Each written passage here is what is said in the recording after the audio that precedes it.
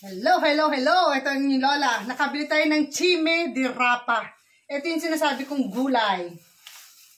Oh, wala nito sa Pilipinas, dito lang. Ito yung ilalaga ko. Pag nilaga ko na siya, of course, kakainin din yan. Hindi ko naman makakain bigla-bigla. Itatabi ko siya sa ref and then from time to time, pag kailangan ko ng gulay, kumukuha ko and then sasahugan ko na lang siya. Any sahog, pwede. Nilalagyan ko siya ng kalamansi or yung dilis. Masarap siya. Yes. Promise. Ito siya. Oh, ang lalaki niya. Ang binayad ko dito is 1 euro. Sa supermarket, ang mahal niya. Nasa almost 4 euro na ang 1 kilo. Ito yata, may 1 kilo pero sa palengke ko lang binili siya. 1 euro lang siya. Oh, enjoy na enjoy ang Lola. So, lilinisin ko na siya at ilalaga ko. Ayan, dalawang tali ang binili ko. Nakita niyo naman, 2 tali. Nakita mo yun, oh. Meron pa siyang suso. Sumabit, kaya kinakailangan talagang hugasan mabuti ang gulay, ha? Guys, hindi mo masasabi kung ano yung mga nakatago sa gulay. Wash it carefully with water abundantly. Tama ba yun? Tama ba yung English ko? O sige, ganun na nga. Hugasang mabuti. Okay? So, hintayin natin. Pakikita ko sa inyo at pakukuluan lang natin siya, ha? Sinamahan ko na rin ng, tawag dito, pinya. Kailangan namin pamisan-misan din ng panghimagas.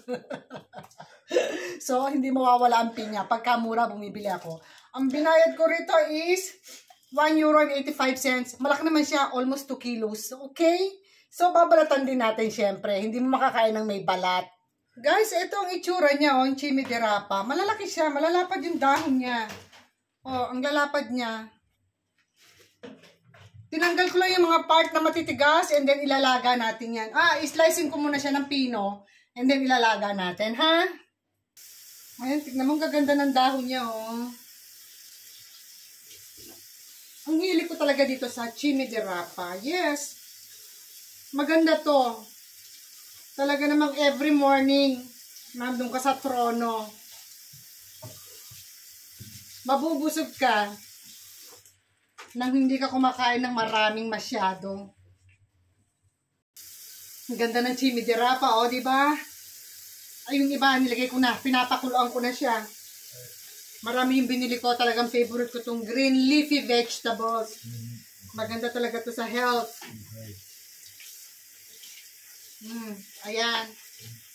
Kaya kayo dyan, kain ng gulay, ha? Pampaganda. Pampahaba ng buhay. Charot. Pag kukunin kami, Lord, kukunin ka. Laki, oh. Tignan mo. Diba, ang laki? O, yan, guys. Ilalaga ko lang siya. Maliit lang ang aking kaldero, kaya kinakailangan siksikin. Tubig lang yan, ha, na normal. Hindi ko siya nilagay ng anything. Basta tubig lang. Pakukulan lang natin siya ng mga, pag kumulo na siya, mag-start ka na at least mga 2 minutes boiled. O yan, then takpan natin. Ayan, guys. Pag nag-start na siyang mag-boiled, pwede mo na siyang hintayin mga 2 to 3 minutes. And then, i-drain mo na siya. Salain mo na, palamigin mo, at ilagay mo na sa ref.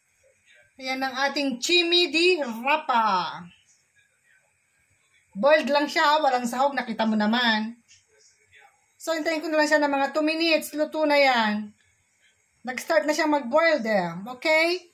Salamat sa panonood.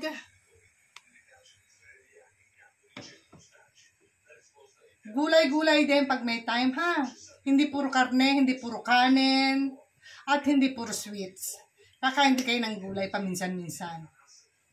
At hindi naman fried.